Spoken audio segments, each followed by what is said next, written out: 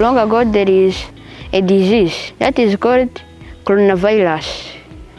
To solve that problem, Ministry of Health, it is educate us to wash your hands before, after eating, or after touching where there is another people touching. You need to wash your hands.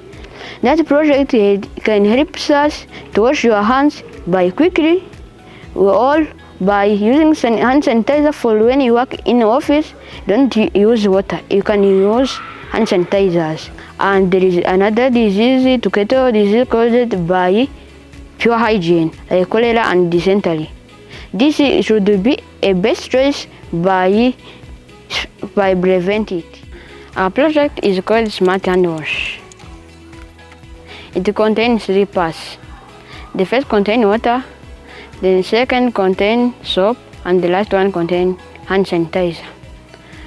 To construct a project, and it also needs a parts.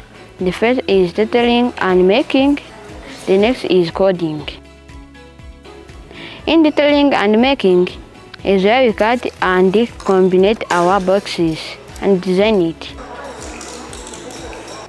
In the part of coding is where we combine jumper wires and we combine to follow our materials.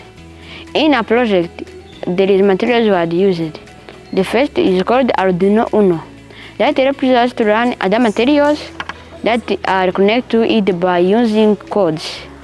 The next one is motor controller. Motor controller helps us to drive to the current motors. And the water pump helps us to pump water to wash. Jumper wires are wires that helps us to connect our material. And also we need the computer to set the codes of our project. You have to combine and connect your ultrasonic sensor to Arduino. After that, you have to connect your Arduino by motor controller.